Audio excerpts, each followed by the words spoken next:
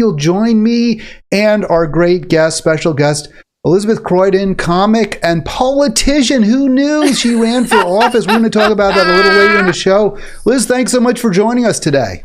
It's my pleasure, Hal. Hi, everybody. I like that. You're breaking the third wall, or what is it, the fourth wall? What wall is it you just broke? I don't know. It could be the fifth or sixth. I'm known to go through several dimensions at several times. I'm a string theorist in a comic.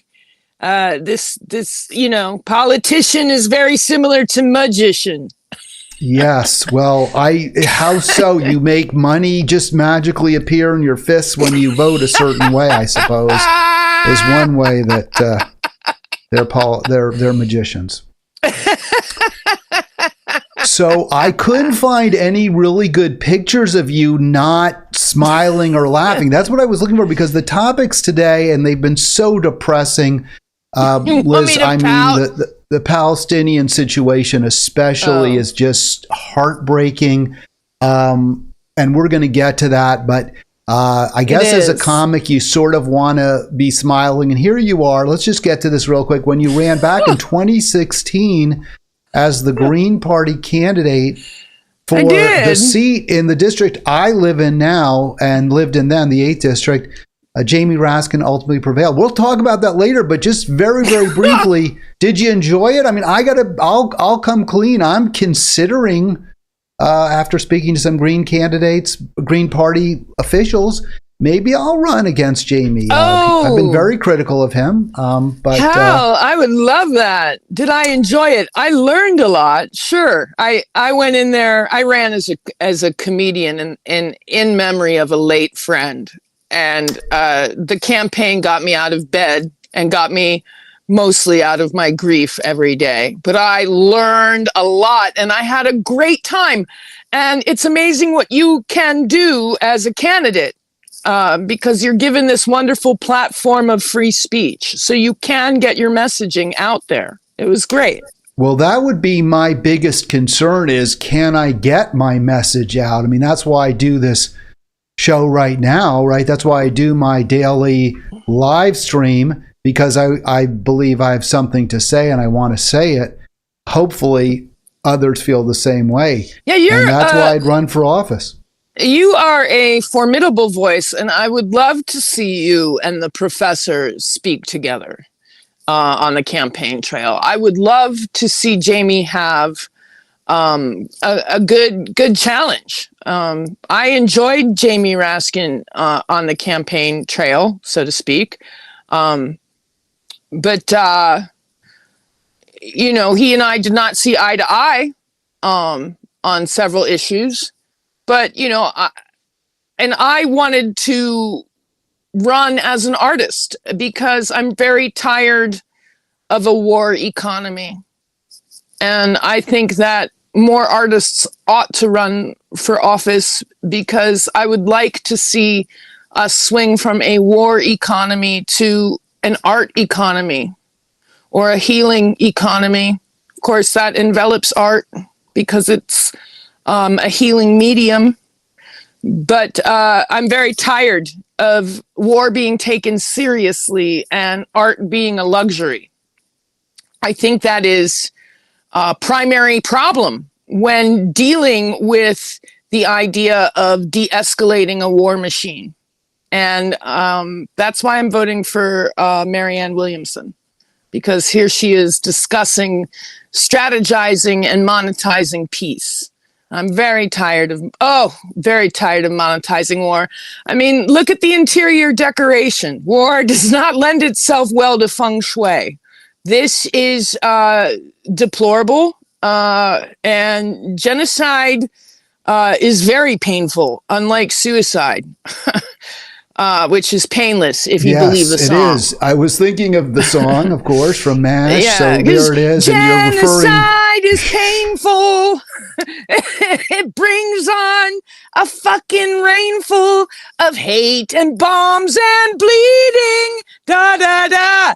Yeah, I got your tacky war jokes. Oof. Well, I was going to ask you if you can make jokes. Can it be funny? I mean, I think, there's a lot of distance now in terms of time between the Holocaust and today, so maybe we can tell some jokes about it. I mean, I think you can joke about anything. Jokes. It's hard to laugh about rubble being cleared this morning in southern Gaza after an Israeli bombardment.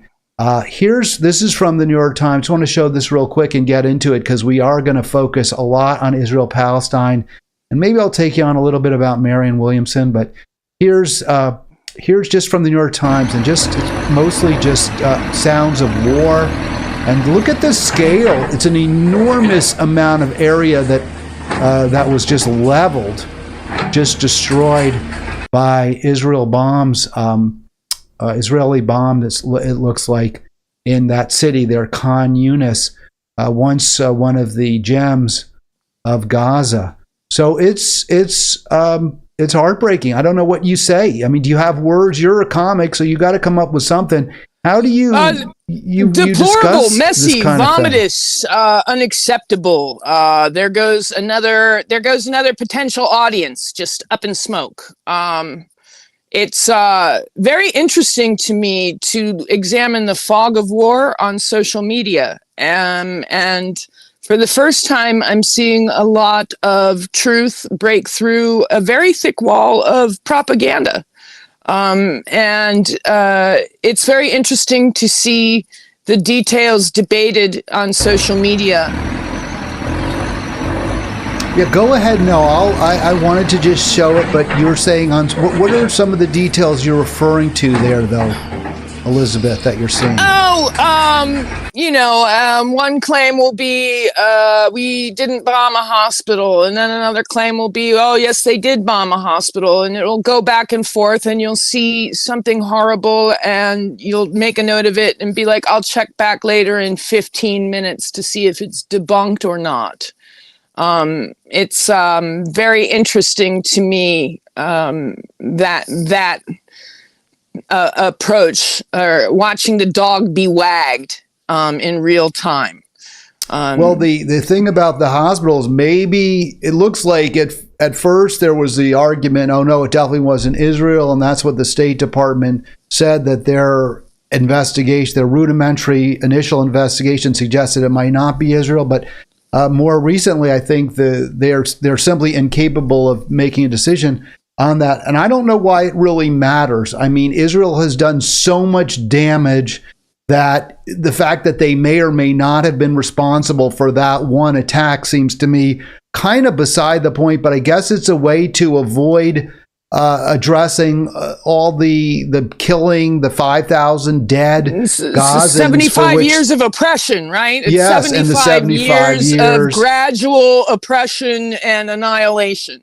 I'm not incorrect in that, right? I get very sensitive about this because it's the Jewish state, and I was raised in Washington, D.C. during a time that both Jewish people and Arab people were being, I guess, socialized. I mean, it was a big deal if you were Jewish when I was a kid in 1970. Still, it was still a big deal. I grew up in an area that was very diplomatic and had a bunch of Jewish cultural places and institutions and schools, and I grew up in a place that also had Arab schools for people in mosques to attend, and I grew up, within the beltway that promoted diplomacy.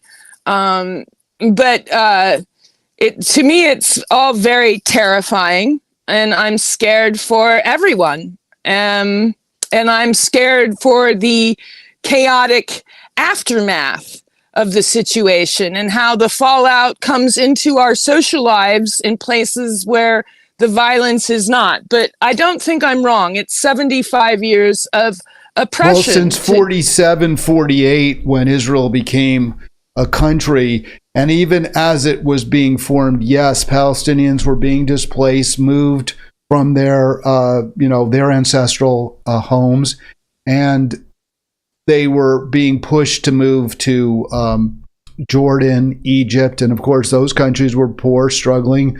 They didn't have the room, and maybe we can argue they should have taken in some Palestinians, but in the end, why should the Palestinians have been forced to relocate? I mean, the answer is it should have been, and I've really changed. I used to sort of believe in the two-state solution. Now I believe in a one-state solution. Every single person who lives in that region should be a citizen of a new state. Call it Israel, call it Israel Stein, call it whatever you want to call it, but guarantee political and economic rights to everyone who lives there. That's the only solution I can come up with. We've got John on the line. We'll get to John in just a second, Elizabeth, but I did want to point something out here. I have on the screen. Please. Israel tells Gazans to move south or risk being seen as terrorist partners.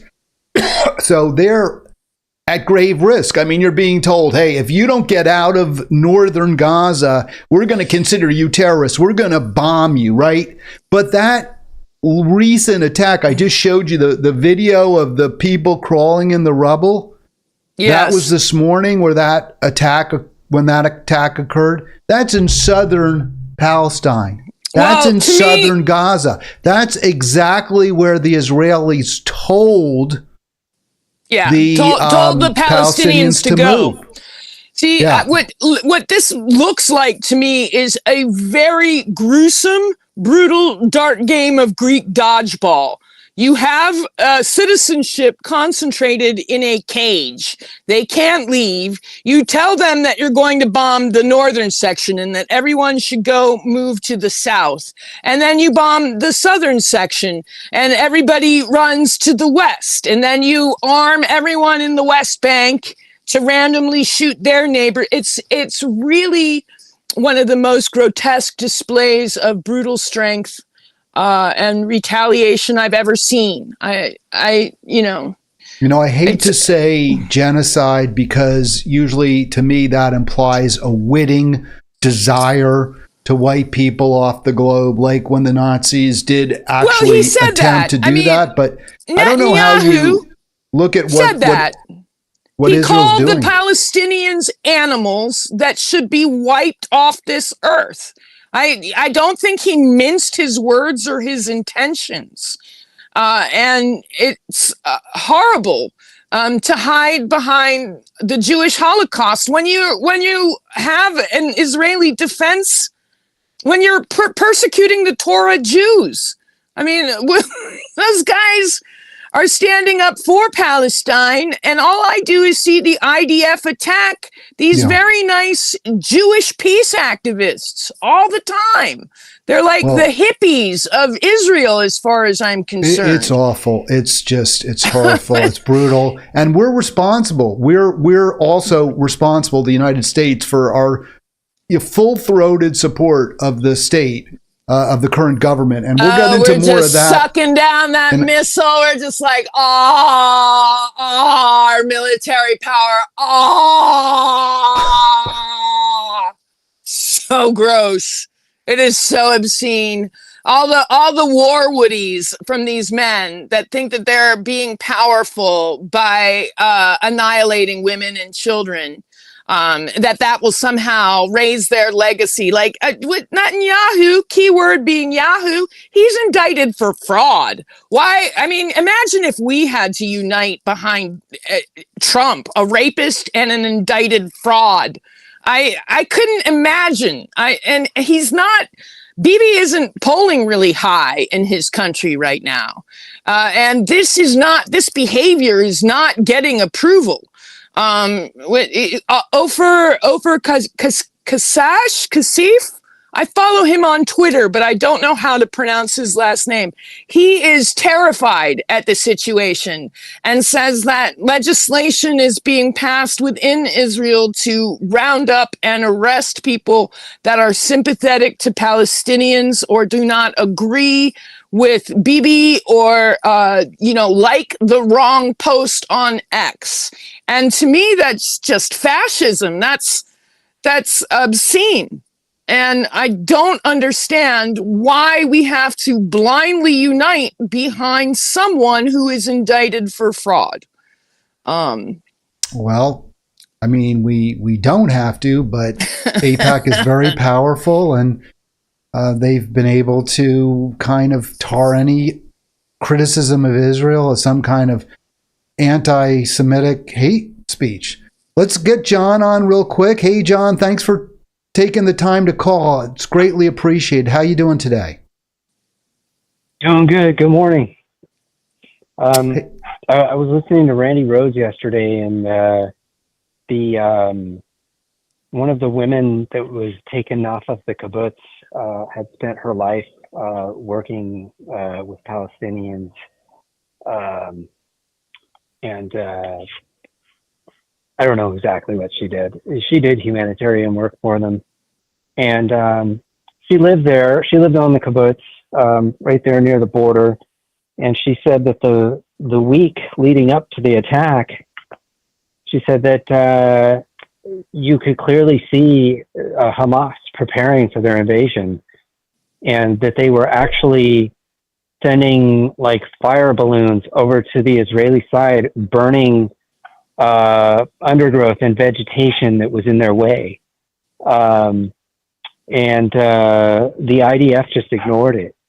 And it just, to me, that looks like, and when you couple that with the fact that, we're listening to news stories about how Egypt tried to warn Netanyahu, and I don't know if there was like a couple of other nations that gave intelligence to him that said, watch out, something's coming. And they ignored it. And it just looks like, here this guy is in a lot of legal peril, and he's looking for his way out. He saw something that worked for George Bush, and he thought, gosh, I could have a lot of political power if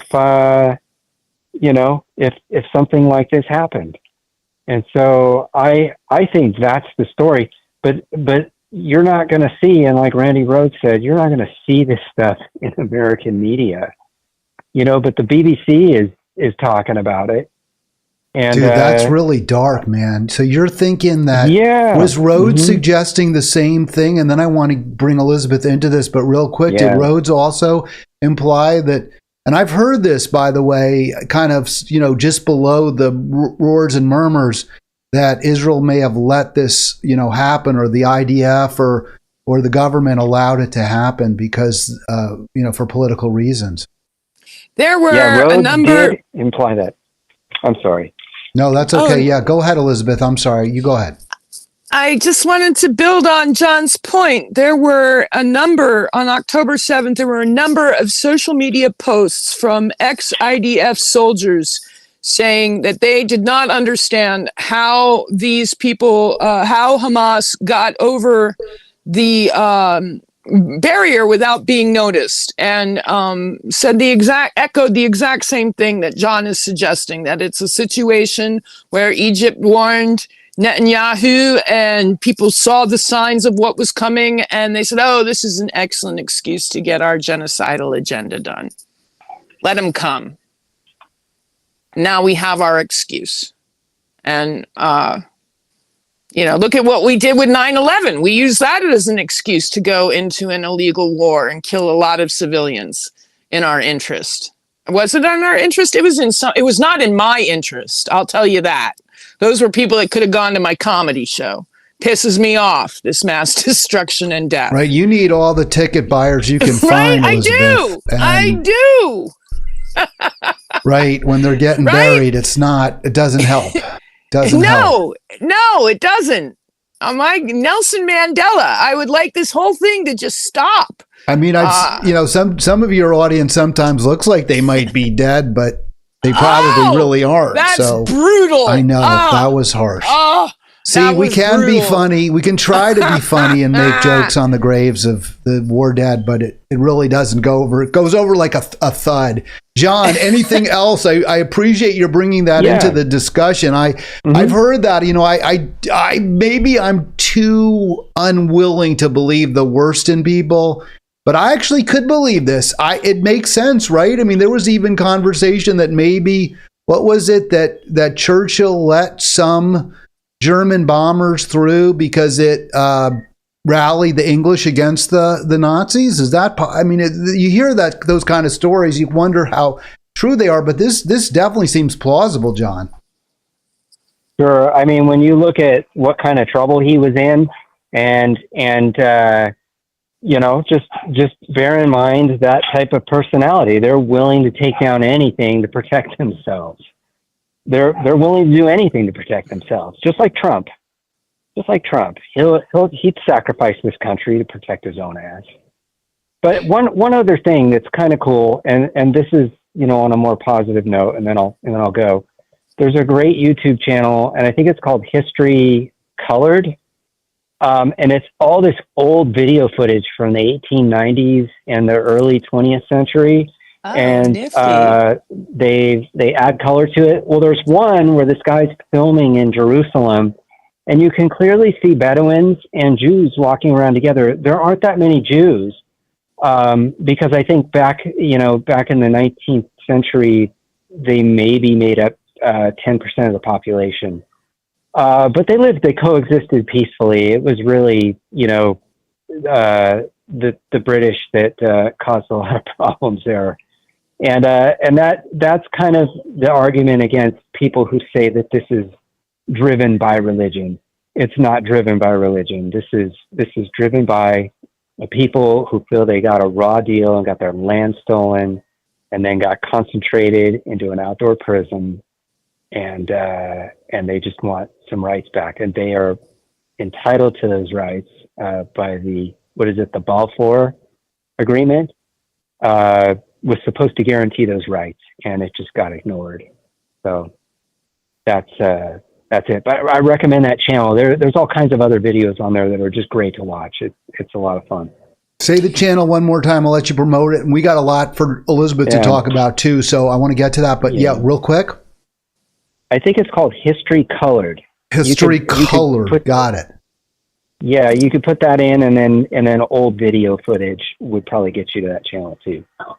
Thanks, John. Great to hear from John. Yeah. Really appreciate him, and really appreciate you too, Elizabeth, and all of our my pleasure. callers. So Bye, real John. quick, he's gone, and I just wanted to point something out in terms of the possibility that this was some kind of Reichstag fire where they were waved in to make it. The Reichstag fire. To some sort of like allowing this attack to occur to justify the kind of murderous reprisals that Israel has been engaged in since. What possible military aim could be satisfied by destroying this bakery and a refugee camp that's churning out bread? I mean, it's quite extraordinary that anyone could see that as anything but an atrocity, a war crime. It's terror. War is terrorism. I really don't understand where the line is between terror and war. You've got an act of terror, and then you have an act of war. And somewhere there's a nuance. Somewhere someone's trying to sell us that war is not terrorism, and I think that's a terrible idea. It definitely has everyone around the world freaked out right now. Everyone is concerned about World War III. I didn't even make my bed, if you caught that. I'm just happy I woke up today. It has me absolutely terrified. The only other goal outside of terror would be genocide. I'm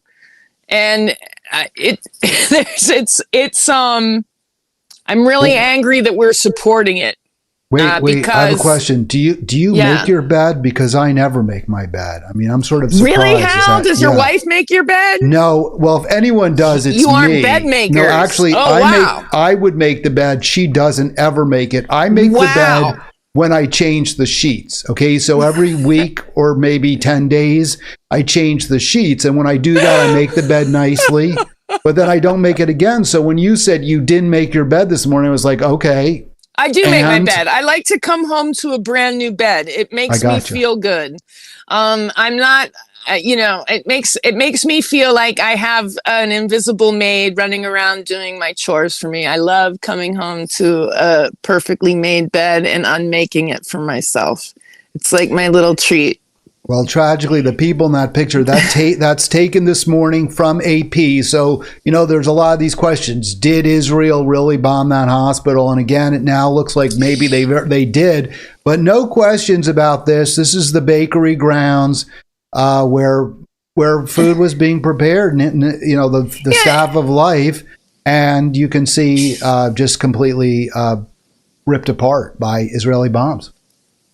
Yeah, it's disgusting. I don't know how to stop it. I would like for it to stop. It looks like we're all going to witness the genocide of the Palestinian people. And as you know, some people prefer art critics. You could call me a war critic. Why hasn't Israel come up with a better ground game by now? Let's treat this like mixed martial art fighting or a boxing game. Okay.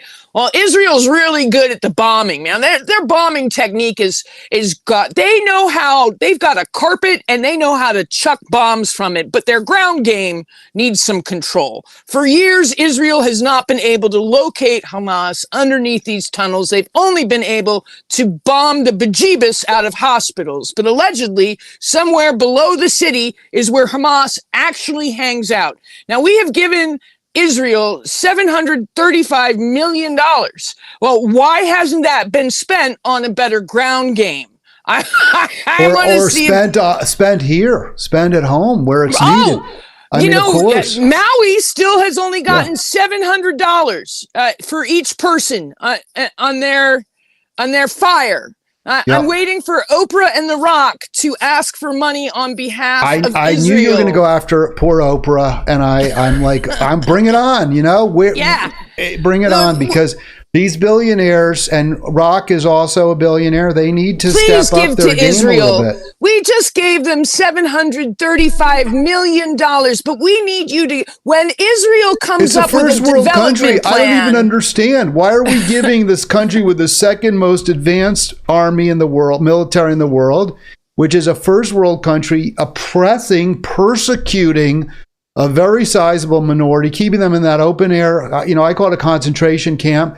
I don't get it. Now, I want to just say something, because I was talking to a very close Jewish friend yesterday, and he was saying, well, this is the result of 2,000 years of oppression of Jews. And I'm like, but no, that's crazy. Well, that's insane. The people there's no collective guilt. The people of Palestine aren't responsible. The Gazans aren't responsible for what the Muslim Gazans aren't responsible for what mostly Christians did, 1,000 to 75, 100 years ago. It's absurd. It just doesn't even pass any kind of a smell test. We are talking about individuals who are being murdered. That said, I get, you hear the talk. It is awful what Hamas did. It really is. And John makes the point. He makes the point that maybe Israel let this happen. Maybe they did. I'm not excusing exactly Hamas, but still, even still, I mean, you're dead. So it sucks for the victims, regardless, for whatever reason.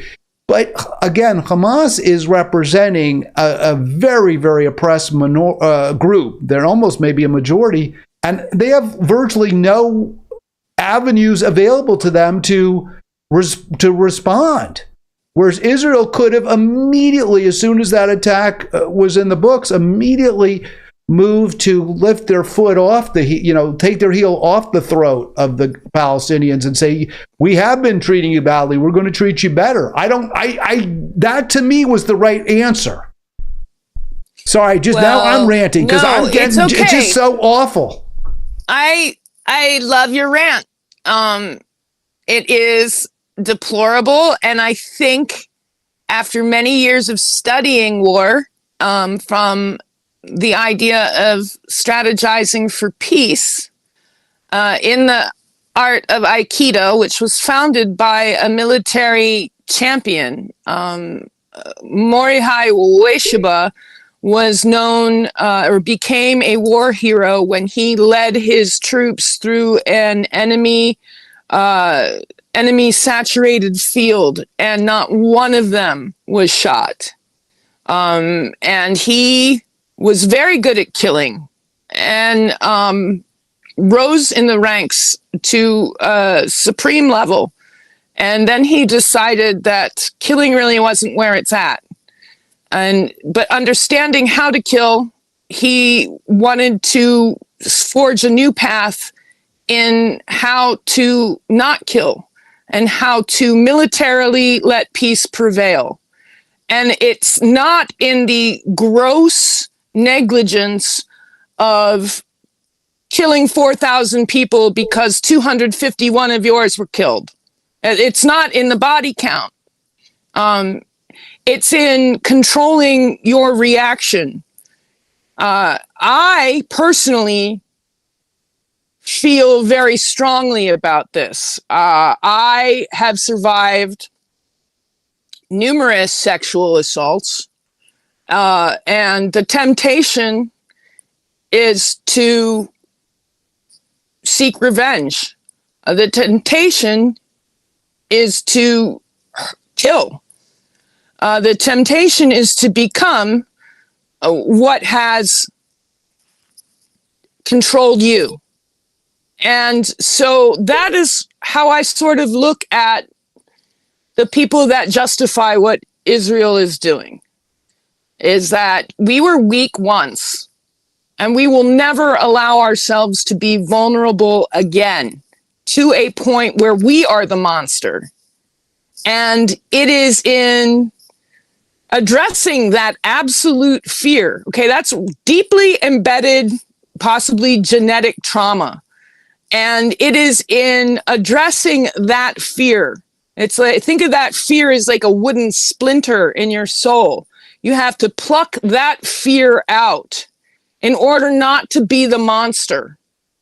That's how I look at it. So those are great points, but I would also just note that that fear is also being fanned by demagogues and by, self-interested and psychopathic people who want to just scare, as you've used the term, bejeebers out of the Israelis. And I get why they're scared. I mean, look, if you oppress and persecute people, they're going to respond. They want revenge, and they're just like, just like the when you're angry, you're not able to make a measured response. Likewise, the Palestinians aren't going to make a measured response when they retaliate, as we saw. But that said, this is something Israel absolutely had to know what was going to happen. And their actions led to this. It is different. That is very different from the way Israel's responded. They don't need to do what they're doing. This is just brutal. It's an atrocity. Genocide. Now, it is. Yeah, genocide. It's genocide. It is. They're killing them because they're Palestinian. That's exactly right. Now, you said you want a ceasefire, you want peace. I don't know how this story hasn't really gone out. At least I hadn't seen it, but this should really tick you off. There was a resolution proposed by Russia for a ceasefire. And here's what happened. Yes, there was. And of course, Russia now demonstrating perhaps a little greater propensity for peace than the United States. Here we go. Wow. The UN Security Council has rejected a Russian-drafted resolution calling for a humanitarian ceasefire between Israel and Hamas. It was one of two draft resolutions before the Council. Gabriel Zondo reports from the UN headquarters in New York. Security Council members agree on the necessity of ending the humanitarian crisis in Gaza, but deep divisions remain. But do they really, and I want to ask you, do they really agree on ending the crisis? Because as we'll see, I'm not so sure the U.S., the UK, France really give a fat rat's ass about that crisis. But can you hear everything? Are you getting good volume? Yeah, I'm getting good volume, and I love how this man is using all of these civil words to describe something horrifically uncivil. Let's go. All right, more from Al Jazeera. Exactly how to do that. The key part of the Russian draft resolution was an immediate ceasefire. It was supported by China, UAE, Gabon, and Mozambique. The Russian ambassador said the fact their resolution was voted down was a blow to humanitarian efforts. We're talking about the most serious explosion of violence over the past decades. Today, the entire world waited with bated breath for the Security Council to take steps in order to put an end to the bloodletting. But delegations of the Western countries have basically stomped on those expectations. Those against? The U.S., U.K., France, and Japan voted against the resolution. The U.S. said Russia failing to condemn Hamas is the reason why. Russia's resolution, put forward without any consultations, make no mention of Hamas. None. By failing to condemn Hamas, Russia is giving cover to a terrorist group that brutalizes innocent civilians. You know, I so don't understand. I mean, I understand the U.S. doesn't want a ceasefire, but what a BS excuse. What are they? The point is to stop the bloodletting, right? Right. Okay. First of all, Hal, if I may put on my sarcastic voice for a moment, we can't have Russians coming in here suggesting peace. I mean, we're accusing them of genocide in another country. How? If the Ruskies come in and bring peace to Israel, then our bombs are their bombs and their bombs are our bombs and nobody will be bombing each other. And the Ruskies will look good. And then who will believe that they fuck with our election? Where's Dr. Strangelove? Find me Dr. Strangelove. He's in a bunker somewhere, hiding all the beautiful women from the Trump beauty contests for breeding later. Jesus, no, we can't have the Russians suggest that. That'll fuck everything up. And then, I mean, Netanyahu put Hamas in charge, right? I mean, Hamas, there were two political parties in Palestine, right? And there was an election. And Hamas won. And, you can go with the gross generalization that, the citizens of Palestine support terrorism. Well, the citizens of Palestine support having electricity. They support having water. They haven't had their own water since 1967 after Military Order 158. Okay, Hamas dug wells for them. Who are you going to go to? The devil that loves you or the devil that hates you? I'm going to go with the devil that loves me because the devil gives good love. That's who I'm going to go for. So, and then Habibi, Bibi, he just sent Hamas a bunch of money from it was $100 million from Qatar, that other Arab country that treats women like garbage. If you'll excuse me for losing my diplomacy for a moment, I'm absolutely still offended that they hosted the World Cup. But we funneled Hamas money, or Bibi strengthened Hamas, funneled them funding, built them up to be stronger, and said that he wanted to divide Palestine, specifically between Hamas and the other political party. And now he's having his heyday with his genocidal legacy that he's hoping will cover up the fact that he's a big warmongering fraud, probably with a tiny pecker. I'd like to see it. I'd like to file a Freedom of Information Act because I have theories about these men that run around and bomb people and show how strong they are. I don't even think their dick's big enough to whip it out for a contest. I think they just kind of unzip their pants and there it is. And I mean no shame to anyone that has a small dick that isn't bombing people. I'm just looking at this particular human flaw. Why do you need to destroy these people? And I see the same look in Bibi's eyes when he talks about the animals, the human beings that he's trying to make us all think are worth killing. And see that same look in the John's eyes that used to take me in the back of a booth when I was 22 and stripping to pay for my martial arts, and their dick was too small to titty fuck me, but they had a titty fucking fantasy. Now, excuse me, this might be crass, but it's not as crass as war, which is raw spelled backwards. All right. Thank you. And we do. Wow. All right. Let's give a quick promo here. Just change up. The Church of Satire presents Liz Croydon. She's our guest. You can see her in Hanover, PA. I was thinking it was Hanover, NH, but it's not. It's Hanover, Pennsylvania, which, by the way, is a beautiful little town where I biked in Southeast Central Pennsylvania. Very, very nice town. It is beautiful. You can see her at the Church of Satire, and the links are to get your tickets are in the description of this program. We're going to get right back to the politics Prepare for in a moment. salivation. But you also did want to promote, and by the way, before we get to that though, Elizabeth, so it is a beautiful little town. You've been there before, I noticed. You've performed at the same venue. Sorry. No, go ahead. I love this venue. It's really special. It is a church.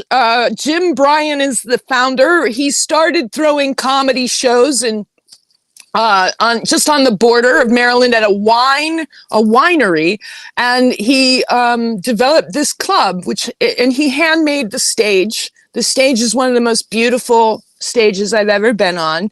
Everyone sits in church pews, amen, women, amoebas, and it's a good time. It's also, the town is so lovely. It's a great escape from Washington, D.C. You can drive out and laugh at me free of onlookers, that would judge you for being at my show. Heckle. Can we heckle? Oh, sure. Yeah, sure. Yeah, I welcome heckling. Are you a good heckler or a bad heckler? I'm very excited. Adam Gabel is opening for me. He has an album that's dropping. It's just a great venue. Prepare for salivation. I will bring the church. If every religion isn't offended by the time I am done, atheists included, they're the worst, then I haven't done my job. All right. And you also wanted to just promote a charitable action that's going forward. Yes. Kitty Bruce, the daughter of Lenny Bruce, the grandfather of American comedy, if you will, is in dire shape. She needs your help. She is currently in the hospital with pneumonia, and people are rallying to give her the best comfort that she is able. Lenny was persecuted by the federal government, and his daughter worked very hard to carry on his legacy. Were it not for Lenny Bruce, we would not have the free speech that we do today. Dick, cunt, motherfucker, fatherfucker. We're gonna talk off air about some of the language, but this is it's a little different. Things go a little differently with Elizabeth. I had a potty mouth. Well, you really do. This isn't you. You didn't present this quite as in my face as you did last time you were on, Elizabeth. So. I did. It's Lenny, and he was brought before. He was brought before the U.S. government on obscenity charges and convicted. Do you know if did he? Let me ask you: did he say that on TV, or he didn't say it on TV? He said it in a comedy show. He said it in a club. Okay. George Carlin brought it forward. The seven deadly words, I believe, is George Carlin's routine. He said it in a club. My favorite work of Lenny Bruce as a satirist is Masked Man. I love Masked Man. If you have the opportunity, go on YouTube and look for Masked Man. But comics are rallying around Kitty Bruce, she needs our help, as do a lot of Americans, with the cost of health care. And if you would like to pitch in and help the daughter of the grandfather of American comedy, please do. Hal was kind enough to put the link to the fund for Kitty in the comments. It's in the description, right? It's right below the links for your the tickets to see. Thank you. You at the Church of Satire. Thank you very much.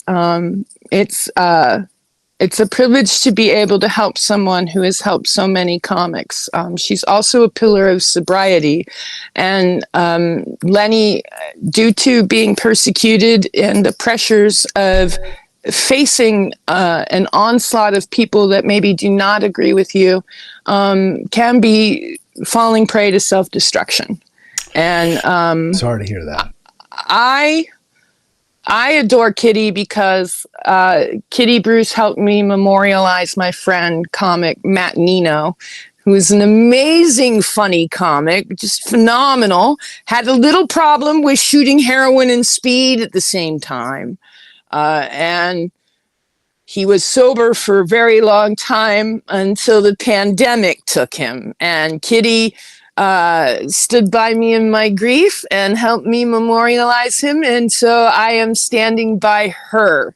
And I also nicknamed my pussy Kitty. So I feel like we have some things in common. Wow. That's interesting. Is this common to name your body parts? I mean, I guess I've heard of Little Elvis, so I guess that's right along the same. I think it is. I mean, you know, if you look at anatomy all across the world, different names for different parts. Sure.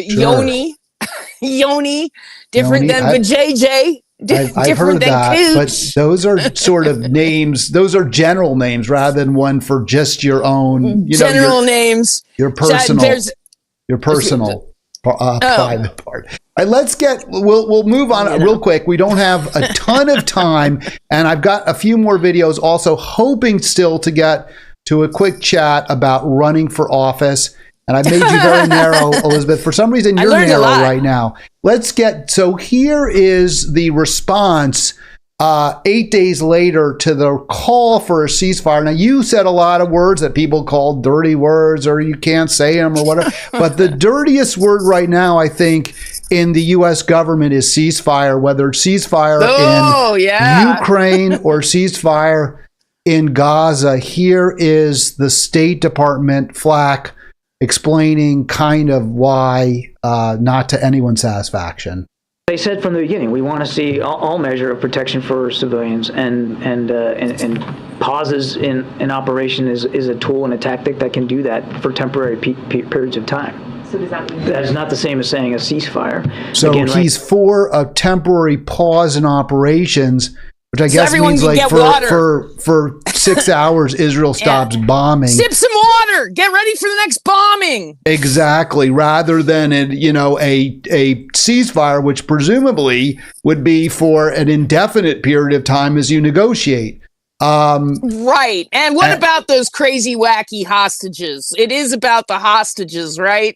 Or is it about the hostages? Well, I hear the hostages he just doesn't want priority, second priority. Sorry. Well, we can help Hamas. Right? Hamas has even said, though, that they're not going to, if Israel wants the hostages back, stop killing Gazans. I mean, it seems pretty simple to me. If you really cared about the hostages, just like if you really cared about Ukrainians, you'd stop the killing in both directions. But stopping killing doesn't sell bombs. What we need is something. We need something that is a weapon of mass construction that makes just as much money as bombing people. Well, they they turned Gaza into rubble, and then they will pay. Then there'll be lots of construction jobs. Oh, right. And to rebuild provided that Israel comes up with a good strategy, Oprah will make a substantial contribution. Yeah. Yeah, I'm sorry. I still can't cope with the cynicism is totally understood. Now we believe a ceasefire benefits Hamas. We have said, continue to say, that fuel is an important commodity for life and sustainment in Gaza for the Palestinian people that are still there. And we know that fuel is a precious commodity that's running out, and you need it for generators in hospitals. You need it to run the desalination pumps so that you can drink fresh water and not seawater. All of that is important. And so, all right, so he sounds there for a moment like there's actually some empathy, some concern. Yes, we've got to get fuel because they need the fresh water. They need to be able to, have some electricity. They dropped the flyers. They got to move to the West before we bomb the West. Right, right. But listen to how he realizes he may have gone a little too far. Continue to work with partners in the region. We're going to continue to push for fuel to get in. Now, look, that said, I said this again yesterday, we certainly understand Israeli concerns about the possibility for Hamas to abscond with. I mean, he's so scared. Oh my God, I can't say too much about helping Gazans or Palestinians because it'll piss off Israel. So I better quickly bring up their legitimate worry that we might be helping Hamas. It's unbelievable. It's like Israel is speaking through our spokespeople. That's how much power they have in our government. We are in bed with Israel's. We're definitely in bed. I never looked. I did actually look. That's not correct. When I ran against Jamie Raskin, I looked into the details of how Israel was founded and how we got into bed, and now how we've essentially made this horrific deal, and now we're there and we're party to this. And so how do the finesse is in the diplomatic solution, but these little chuckleheads aren't interested in a diplomatic solution. And that's really egregious. It's like watching the Texas Police Department kill Sandra Bland. Only it's, countries. Well, we didn't really see them kill her. We saw her get arrested and then taken into custody. We didn't really see the hospital get bombed either. We definitely saw people get taken out on gurneys. No, it was that's or the bakery, or the mosque. Not sure, or the church. Say that they're completely analogous, but all right. So we've got another situation. So you can't say ceasefire. Apparently, you can't even stand with Gaza unless you aren't showing an octopus at the same time. This was quite a story here. There's the climate activist Greta Thunberg, and I'm going to give her a big shout out for posting this pic, and also because she's gotten, I think, a lot of unfair criticism from Jimmy Dore, who doesn't like her because she has spoken out against the climate cataclysm too aggressively. It appears. I'm not really sure what it is he doesn't like about her. Jimmy invested in oil or what?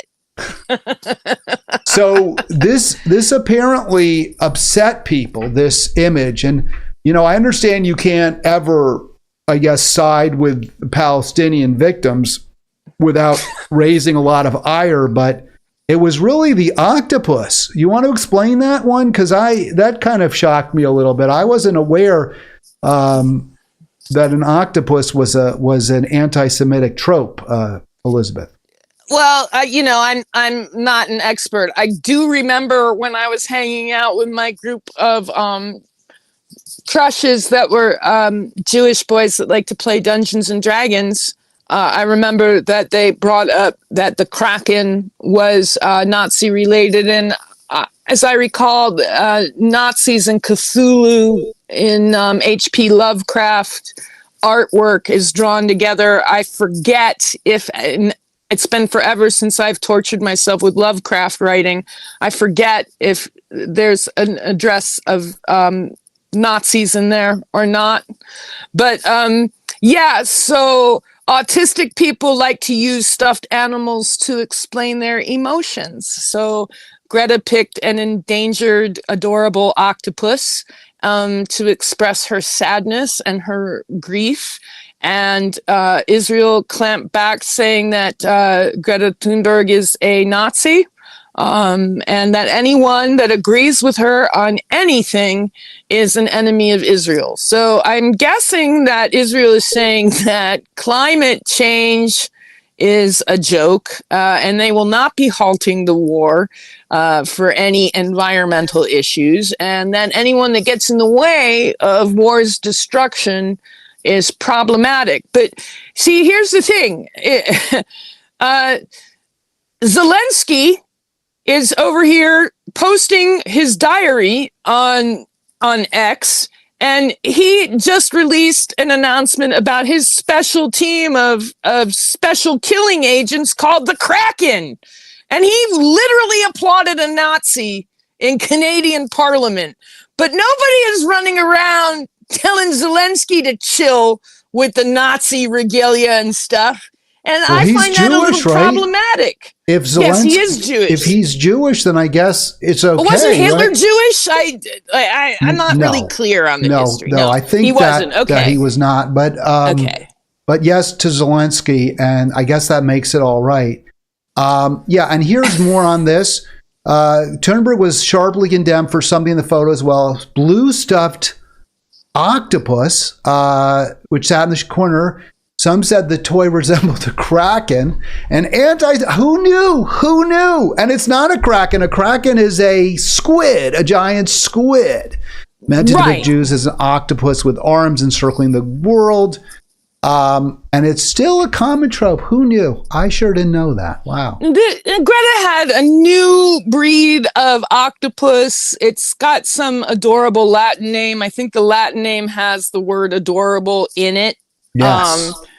It's the furthest thing from the Kraken. So, Well, it's just they're looking for something so they can basically just, dismiss her, right? It's just a way to dismiss someone so you don't have to address their actual argument. And this whole idea, well, you can't say stand with Gaza without... It's a little more than dismissing. It's a little more than dismissing. Canceling or making her a target.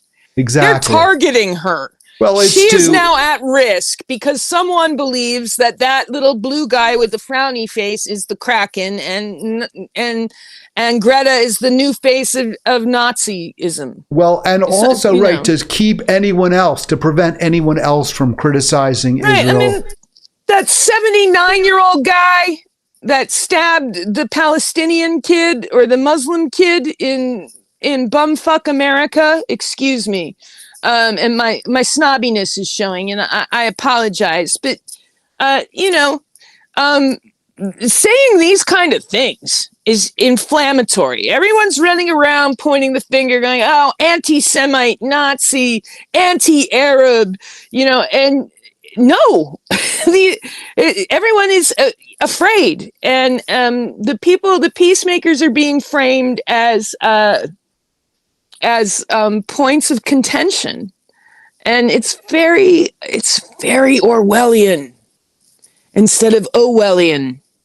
It's very frightening. And I just would make one more point. I was hoping we would talk about Raskin, but maybe next time you're on, we'll do that.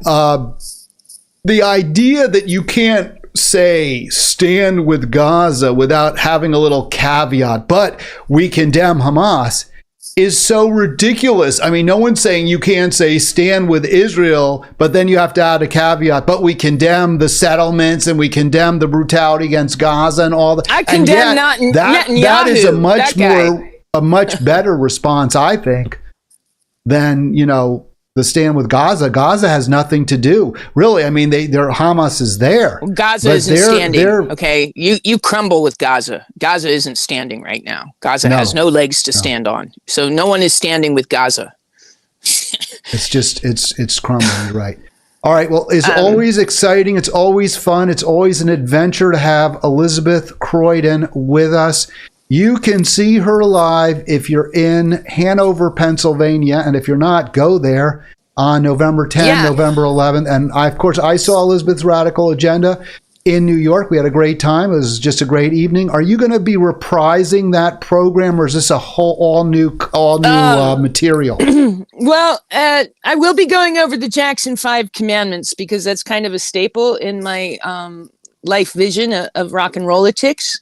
That I'm off my chain. I'll be headlining. So I have 45 minutes, an hour with my favorite audience. I was going to tape my special in 2020 Memorial Day weekend at this club, but the pandemic shut everything down. So it's kind of like I'm coming home to a very favorite place with a very favorite fan base, and I'm taping both shows.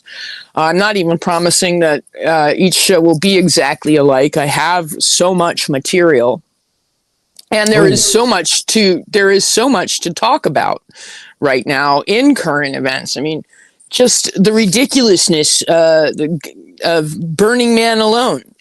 New Yorkers don't even believe in Burning Man. We believe in Earning Man. But if you're earning enough, please come and join my show and throw some stress out the window. I want my peacemongers to show up and represent. Rock and Rolitics is the way to go. Amen, women. In the name of George, Paul, John, and Ringo, can't we all just get along? I hope we can. It doesn't look like it, tragically. That's going to do it. I do thank so much my great friend Elizabeth Croydon for joining us today. And when Medea comes on, Medea Benjamin's going to come on. 1 week from today, we'll have Medea on. She knows a lot more than I do.